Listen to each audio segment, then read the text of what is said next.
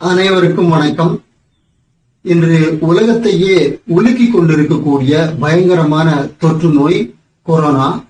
அந்த கொரோனா தொற்று நோய் மனித உடலில் பாதிக்கக்கூடிய உறுப்புகளான மூக்கு, தொண்டை, நுரையீரல் ஆகிய பகுதிகளில் உள்ள சளியை நீக்கவும், வீசிங், சைனஸ், பிராங்கைட்டிஸ், ஆஸ்துமா போன்ற நோய்களிலிருந்து நிரந்தரமாக தீர்வு காணவும் இந்த காணொலி உங்களுக்கு பயன்படும். சொல்லிட்டு இருந்தேன், இந்த வீடியோல உணவுப் பொருளின் மூலமாக நாம் இந்த சுவாச பிரச்சனையை எப்படி தீர்ப்பது அப்படின்றத இப்ப நான் சொல்ல போறேன்.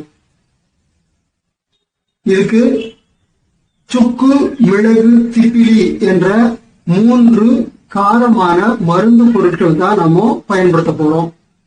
இதற்கு இன்னொரு பேர் இருக்கு, திரிகடுகம். திரி அப்படின்னா 3, கடுகம் அப்படின்னா காரத்தன்மை வாய்ந்த மருந்து பொருட்கள் என்று பெயர். இப்போ இந்த திரிகடுகம், அதாவது சுக்கு, மிளகு, திப்பிலி, இந்த 3 பொருட்களின் கலவை தான் இது. கடையிலேயே கிடைக்கும். திரிகடுகம், திரிகடுக பொடி அல்லது திரிகடுக சூரணம் அப்படின்னு கிடைக்கும். பொடி அப்படின்னு கேட்டா கிடைக்கும். அதை நம்ம வாங்கி அதுல இருந்து 1 டீஸ்பூன் எடுத்து நல்ல தேன் 1 ஸ்பூன் கலந்து குழப்பி அதை நாம் நக்கி சாப்பிடணும். அப்படி இல்லைன்னா திரிகடுக லேகியமே கடையில விற்கும். அந்த லேகியத்தையும் வாங்கி நாம சாப்பிடலாம்.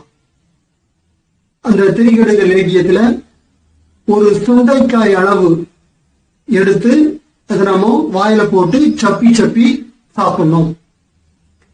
இது போல உமிழ்நீரோடு சேர்த்து நாம் அந்த மருந்தை சாப்பிட்டால் மட்டும்தான் அந்த மருந்துக்கான முழுமையான பலன் நமக்கு கிடைக்கும். இதை நாம எத்தனை நாள் சாப்பிடணும் அப்படின்னா 48 நாட்கள், அதாவது ஒரு மண்டலம் அப்படின்னு சொல்லுவோம் இல்லையா, 48 நாட்கள் தினமும் காலையில வெறும் வயிற்றுல இந்த திரிகடுக பொடி கூட்டல் தேன் அல்லது திரிகடுக லேகியம் இதை நாம் தினமும் காலையில வெறும் வயிற்றுல சாப்பிட்டு வந்தாலே நமக்கு இந்த வீசிங், சைனஸ், பிராங்கைட்டிஸ், ஆஸ்துமா இதெல்லாம் சரியாகும். இது கடையில வாங்கி நீங்க பயன்படுத்துற திரிகடுக பொடி.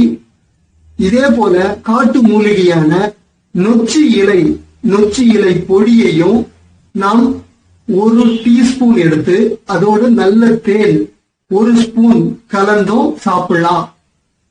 இந்த நொச்சி இலை நான் உங்களுக்கு எப்படி இருக்கும் அப்படின்றத காட்டுறேன்.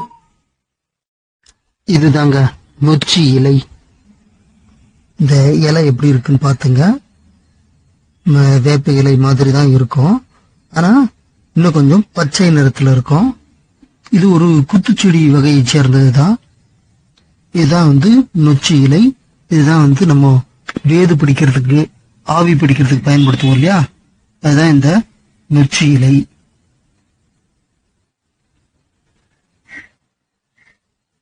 இது காய்ந்த நொச்சி இலை. இதுதான் நம்ம பொடி பண்ணி நம்ம தேன் கலந்து சாப்பிடணும்னு சொன்னோம் இல்லைங்களா, இதுதான் அது.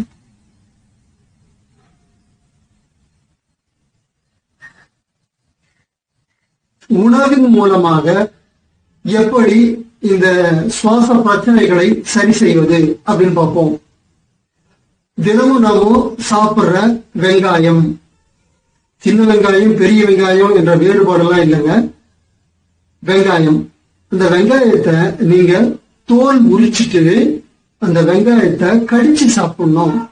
நீங்க காலையில நம்முடைய பாரம்பரிய உணவான நீராகாரம் அல்லது கஞ்சி அல்லது கூழ் அல்லது நீங்க சோறு சாப்பிட்டா கூட சரி, அந்த உணவோடு சேர்த்து நீங்க இல்ல டிஃபன் சாப்பிடுறீங்க அப்படின்னா கூட அந்த டிஃபனோடவும் சேர்த்து இந்த வெங்காயத்தையும் நாம பச்சையா கடிச்சு சாப்பிடுறோம்.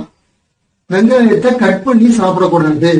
அதே போல வெங்காயத்தை கட் பண்ணி கொஞ்ச நேரம் வச்சிருந்தா அதுல நாம் தங்கி இருக்கின்ற அறையில் இருக்கக்கூடிய நுண் உயிர்கள்லாம் அதுல போய் சேர்ந்திருக்கும். அதனால வெங்காயத்தை கட் பண்ணா உடனே சாப்பிடுங்க அல்லது சமையல்ல பயன்படுத்திடுங்க. நம்ம வீட்டுல நுண் உயிர்கள் அதாவது நிறைய பாக்டீரியாக்கள், நிறைய வைரஸ்கள் இருந்தா வெங்காயத்தை கட் பண்ணி நம்ம வீட்டுல வச்சிருப்போம். ஒரு நாள் கழிச்சு அந்த வெங்காயத்தை அப்படியே எடுத்து வெளியில போட்டுக்கணும். அப்படி போட்டுட்டா நம் வீட்டில் தங்கி இருக்கக்கூடிய நுண் உயிர்கள், பாக்டீரியாக்கள், வைரஸ்கள் இதெல்லாம் ஒழியும். அதே போலத்தான் எலுமிச்சம்பழத்தையும் கட் பண்ணி நம்ம வீட்டுல வச்சிருந்தா நம்முடைய வீட்டில் இருக்கக்கூடிய தீமையை தரக்கூடிய நுண் உயிர்கள், அதே போல பாக்டீரியாக்கள், வைரஸ்கள் இவை அனைத்தும் நம் வீட்டிலிருந்து வெளியேறும். இந்த நச்சுப் பொருட்கள் அனைத்தும் அந்த நாம் வெட்டி வச்சிருக்கிற இந்த வெங்காயத்திலையும் அல்லது வெட்டி வச்சிருக்கிற எலுமிச்சம்பழத்திலையும் அந்த பாக்டீரியாக்கள், வைரஸ்கள் வந்து சேர்ந்திருக்கும். அந்த மறுநாள், அதாவது ஒரு நாள் முழுசும் இதை நம்ம வீட்டுல வச்சிருந்து மறுநாள் இதை நம்ம வெளியில போட்டுடணும். இதை நம்ம சாப்பிடக்கூடாது.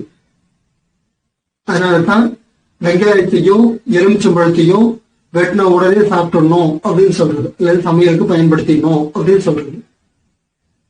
இப்ப நம்ம வெங்காயத்தை வெட்டாம தான் இப்ப நம்ம இந்த சுவாச கோளாறுகள் நீங்குவதற்கு மருந்தாக பயன்படுத்தணும். அப்படின்னா வெங்காயத்தை வெட்டாம உரிச்சு நம்ம கடிச்சு சாப்பிடணும். சின் புரோபனேசியல் எஸ் ஆக்சைடு என்ற வேதிப்பொருள் நாம் வெங்காயத்தை வெட்டும் போது அல்லது வெங்காயத்தை உரிக்கும் போது நம் கண்களில் இருந்து கண்ணீர்கள் வரும். அதுக்கு காரணம் என்ன அப்படின்னா அதுதான் இந்த சின் புரோபனேசியல் எஸ் ஆக்சைடு என்ற வேதிப்பொருள். இந்த வேதிப்பொருள் மிகவும் சிறந்தது.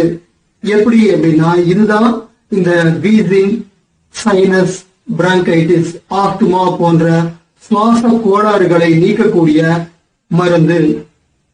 இத நம்ம கடிச்சு சாப்பிடும் போது தான், வெங்காயத்தை கடிச்சு சாப்பிடும் போது தான் இதனுடைய பலன் நமக்கு கிடைக்கும். இது நம்முடைய நுரையீரலில் இருக்கக்கூடிய காய்ந்து போன கெட்டியா இருக்கக்கூடிய சளியை கரைத்து வெளியே கொண்டு வரும். அப்படி வெளியே கொண்டு வரும்போது நாம் அதை வெளியேற்றி விட வேண்டும். காரி துப்பிடும். அதாவது இந்த வெங்காயத்தை இப்படி நம்ம சாப்பிடும் போது கட்டி செடியானது தண்ணி செடியா மாறி வெளியில வரும். அப்போ நிறைய பேர் என்ன சொல்லுவாங்க அப்படின்னா வெங்காயத்தை சாப்பிட்டதுனால சளி அதிகமாயிடுச்சு அப்படின்னுவாங்க. ஆனா அது உண்மை அல்ல. உண்மை என்ன அப்படின்னா நம் நுரையீரலில் எத்தனையோ வருஷங்களா தேங்கி இருந்த அந்த சளியானது இந்த வெங்காயத்திலிருந்து வருகின்ற அந்த வேதிப்பொருள் மூலமாக அது கரைந்து வெளியே வரும். அப்படி வெளியே வரும்போது அதை நாம் வெளியேற்றி விட வேண்டும். அப்படி வெளியேற்றி விட்டால் நம்முடைய சுவாச பாதை ஆரோக்கியமாக இருக்கும், தூய்மை அடையும்.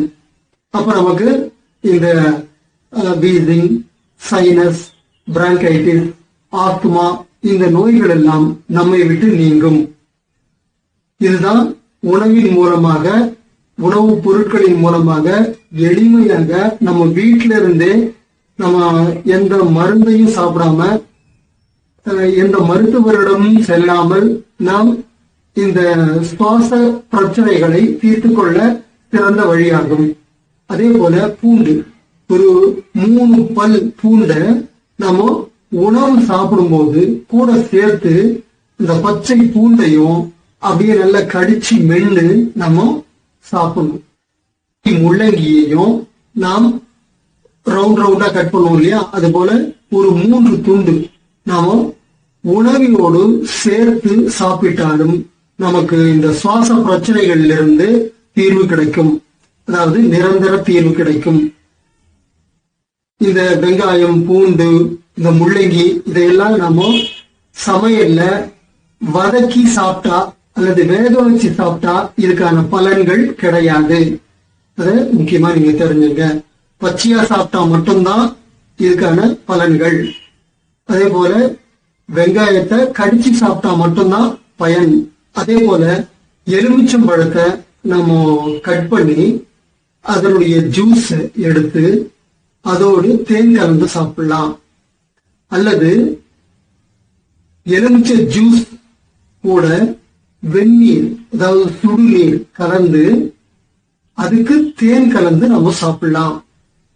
அப்படி சாப்பிட்டாலும் நமக்கு இந்த சுவாச பிரச்சனைகளில் இருந்து தீர்வு கிடைக்கும். ஆவி பிடித்தல் அல்லது வேது பிடித்தல் மூலமாகவும் நம்முடைய சுவாச பாதையை நாம் சுத்தம் செய்யலாம். அது எப்படி அப்படின்னா, நொச்சி இலைகளை எடுத்துட்டு வந்து, நொச்சி இலை உங்களுக்கு வீடியோல காட்டியிருக்கேன், அந்த நொச்சி இலைகளை எடுத்துட்டு வந்து ஒரு 4-5 வெள்ளை கல்லுங்களையும் எடுத்துட்டு வரணும். சின்ன சின்ன வெள்ளை கல்லுங்க. ஒரு பாத்திரத்துல தண்ணி வச்சு அந்த தண்ணியில இந்த நொச்சி இலைகளை போட்டு இந்த வெள்ளை கல்லுங்களையும் அது உள்ளவே போட்டு நல்லா கொதிக்க வைக்கணும். வெள்ளை கல்லுங்க எதுக்காக போடுறோம் அப்படின்னா, அந்த தண்ணி நீண்ட நேரம் சூடாவே இருக்கணும் அப்படின்றதுக்காக. இத நல்லா கொதிக்க வச்சு இறக்கிட்ட பிறகு போர்வை அல்லது பெட்ஷீட் அல்லது கம்பளி இந்த மாதிரி போட்டு நம்ம உடல் முழுசும் போத்திக்கிட்டு நம்முடைய முகம் மட்டும் அந்த தண்ணிக்கு நேரா ஒரு 1/2 அடி இருக்கிற மாதிரி வச்சுக்கிட்டு அந்த தண்ணியிலிருந்து வருகின்ற அந்த நொச்சி இலை கரைந்து அந்த நொச்சி இலையிலிருந்து வரக்கூடிய சாரானது தண்ணியில கலந்து அது அப்படியே ஆவியா வெளியில வரும். அதை நாம சுவாசிக்கணும். அந்த ஆவியானது நம்முடைய மூக்கு, தொண்டை, நுரையீரல் வரை சென்று நம் உடல் முழுவதும் அந்த ஆவியானது சென்று நம் உடல் முழுசும் வியர்க்கும். நம்முடைய நம்முடைய உள் உறுப்புகளில் இருக்கக்கூடிய ஈரம் மொத்தமும் அதை வெளியே கொண்டு வந்துடும். அதே போல நுரையீரலில் தேங்கி இருக்கக்கூடிய அந்த நாள்பட்ட சளியையும் கரைத்து அப்படியே வெளியில கொண்டு வரும்.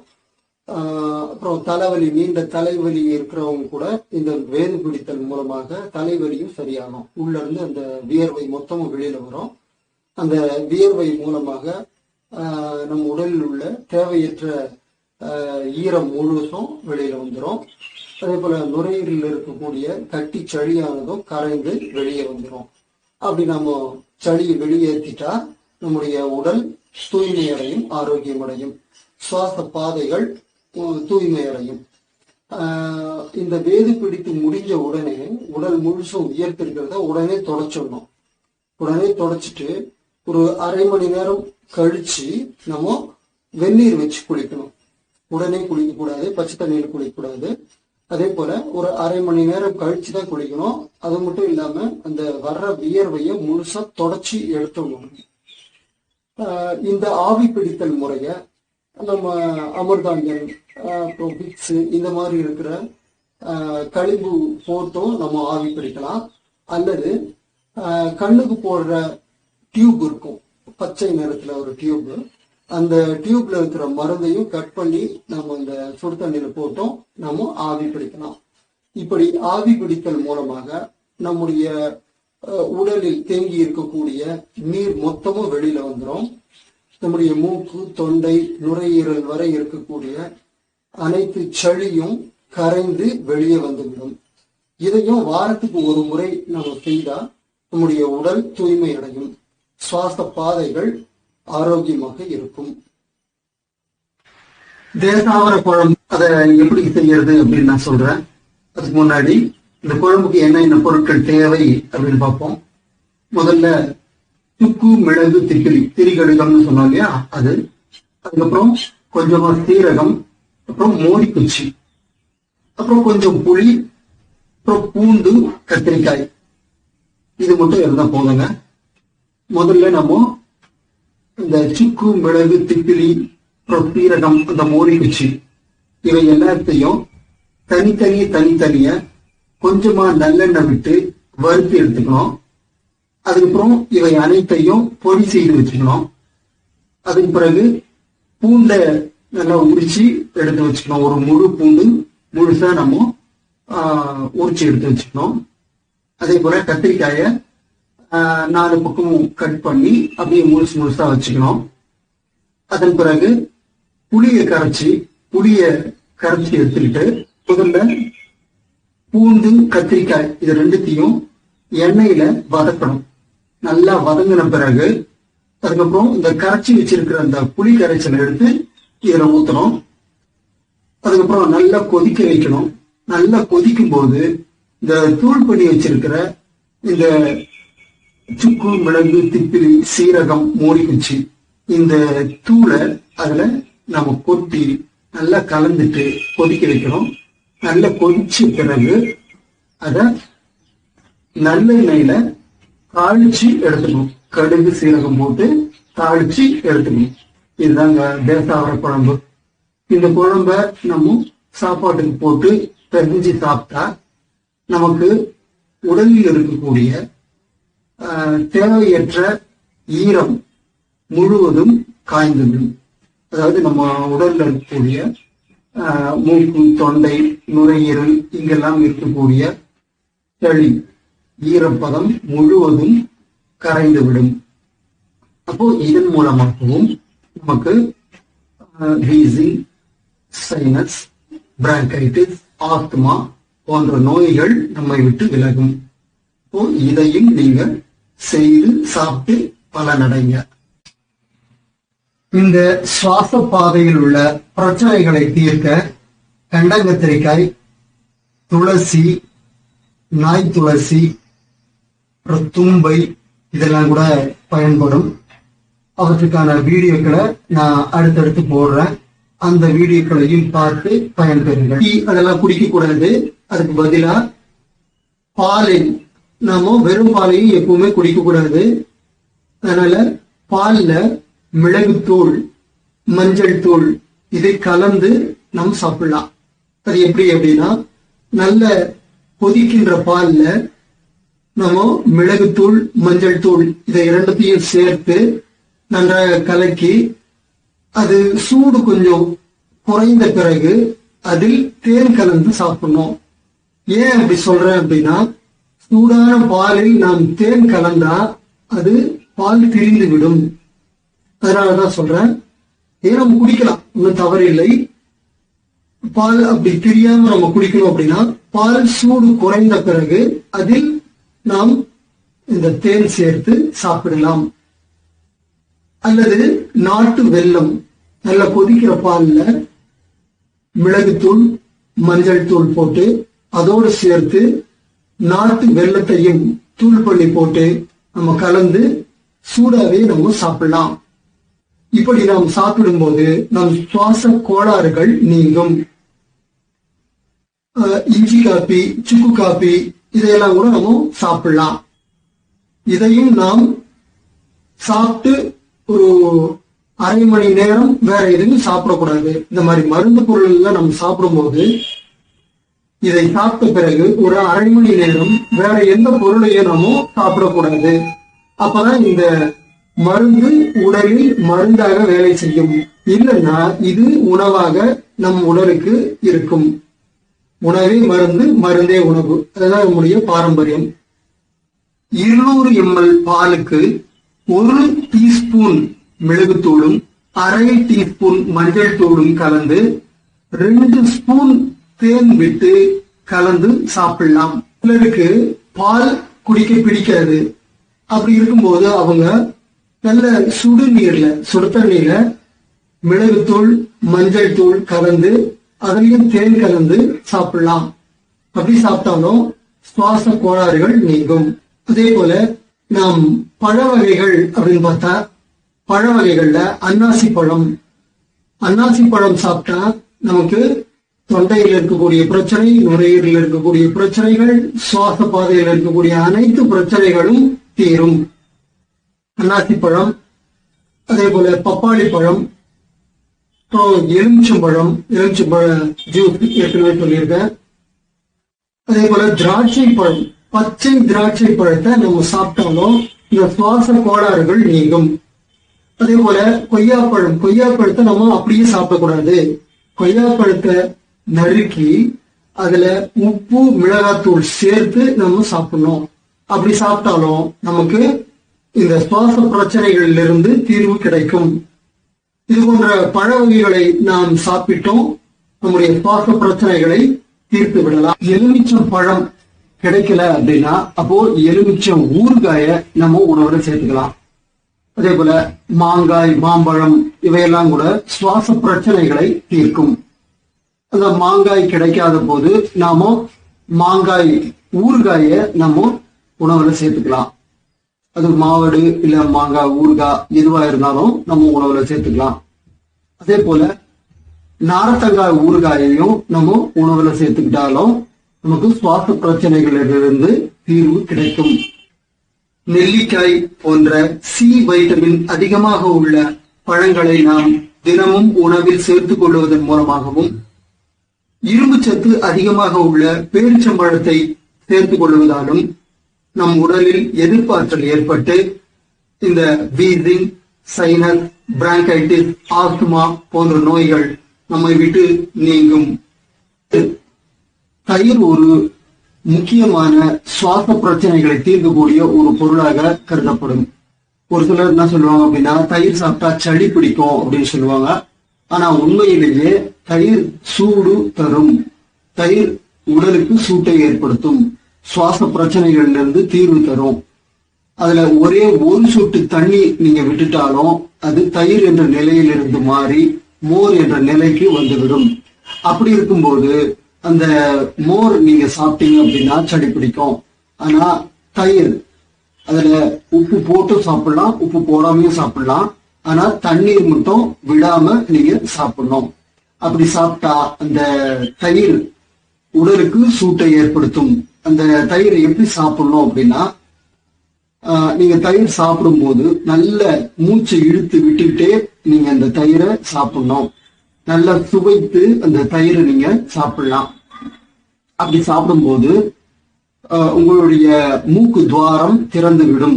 நீங்க அந்த தயிர் சாப்பிட்டு முடிச்சு 2 நிமிஷத்துக்குள்ள உங்களுடைய அடைத்திருந்த மூக்கு துவாரம் திறந்து விடும். அந்த அளவுக்கு உடலுக்கு சூட்டை ஏற்படுத்தும்.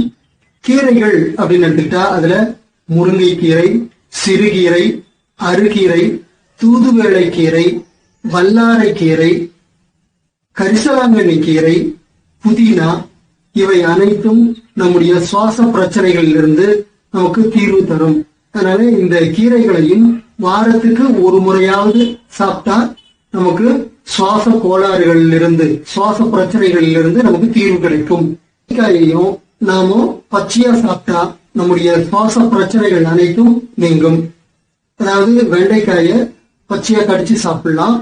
அல்லது இரவில் நம்ம வெண்டைக்காய கட் பண்ணி ஒரு டம்ளர் தண்ணியில போட்டு ஊற வச்சிடணும். மறுநாள் காலையில அந்த தண்ணியையும் குடிச்சிட்டு அந்த வெண்டைக்காயையும் நாம சாப்பிடலாம்.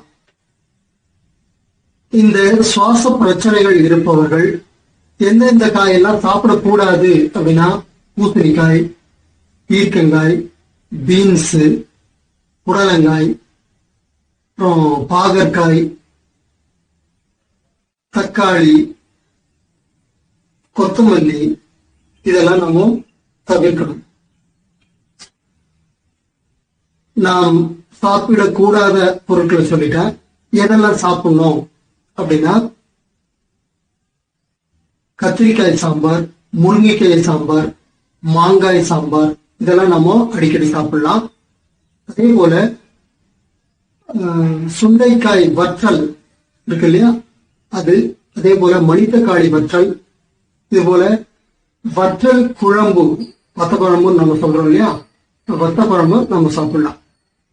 பாகற்காய் சாம்பார் தான் சாப்பிடக்கூடாது, பாவக்காய் வத்த குழம்பு நம்ம சாப்பிடலாம். அதே போல மணித்தக்காளி வத்த குழம்பு, சுண்டைக்காய் வத்த குழம்பு இதையும் நம்ம சாப்பிடலாம். இதுவும் சுவாச பிரச்சனைகளை நீக்கக்கூடிய மருந்தான உணவுப் பொருட்கள். பனைகளில் பனை வெல்லத்தை சேர்த்து சாப்பிடக்கூடாது. பனை வெல்லம் குளிர்ச்சி. நாட்டு வெல்லத்தை சேர்த்து சாப்பிடலாம் அல்லது தேன் கலந்து சாப்பிடலாம். அதே போல எண்ணெய்கள் அப்படின்னு எடுத்துக்கிட்டா நல்லெண்ணெய், அதுலயே இருக்கு பாருங்க, நல் எண்ணெய், நன்மையை தரக்கூடிய எண்ணெய். அதனால நல்லெண்ணெய் சாப்பிடலாம், தேங்காய் எண்ணெய் சாப்பிடலாம், நெய் சாப்பிடலாம். பசு நெய் இருக்கு இல்லையா, அது சாப்பிடலாம். இவை அனைத்தும் உடலுக்கு ஆரோக்கியத்தை கிடைத்தால் கடுகு எண்ணெயும் வாங்கி நம்ம சமையல் செய்து சாப்பிடலாம். கடுகு எண்ணெயும் உடலுக்கு சூட்டை தரும். மூங்கில் குருத்து கிடைக்கும், அந்த மூங்கில் குருத்தையும் சமையல் செய்து சாப்பிடலாம். அசைவ உணவு சாப்பிட்றவங்க கோழி, மீன், நண்டு இவற்றையெல்லாம் சேர்த்துக் கொள்ளலாம். பிரியாணி சாப்பிடலாம். அதே போல பச்சை தண்ணி குடிக்க கூடாதுங்க, சுடு தண்ணி தான் குடிக்கணும். அப்படி உங்களுக்கு சூடா குடிக்கிறது கஷ்டமா இருந்தா சுடு தண்ணிய ஆற வச்சு குடிக்கலாம். அதே போல நல்ல தண்ணிய ஃப்ரிட்ஜில் வச்சு எடுத்து அந்த கொஞ்சம் குளிர்ச்சியா இருக்கும்போது அந்த தண்ணியையும் நம்ம குடிக்கலாம், ஐஸ் வாட்டரையும் நம்ம குடிக்கலாம். அதுவும் நமக்கு உடலுக்கு சூட்டை ஏற்படுத்தும். இப்போது சொன்ன இந்த மருத்துவ முறைகளை பின்பற்றி ஆரோக்கியமான நல்வாழ்வு வாழ வேண்டுகிறேன். நன்றி, வணக்கம். என்னுடைய இந்த வீடியோவை பார்த்து லைக் பண்ணுங்க, ஷேர் பண்ணுங்க, கமெண்ட் பண்ணுங்க, சப்ஸ்கிரைப் பண்ணுங்க. மறக்காம பக்கத்துல இருக்கிற பெல் பட்டன் அழுத்துங்க. அப்பதான் நான் போடுற அடுத்தடுத்த வீடியோக்கள் உங்களுக்கு நோட்டிபிகேஷன்ல வரும். அதே போல என்னுடைய தொலைபேசி எண் டிஸ்கிரிப்ஷன்ல கொடுத்திருக்கேன். உங்களுக்கு ஏதாவது டவுட் இருந்ததுனாலும் எனக்கு போன் பண்ணி கேட்கலாம். நன்றி, வணக்கம்.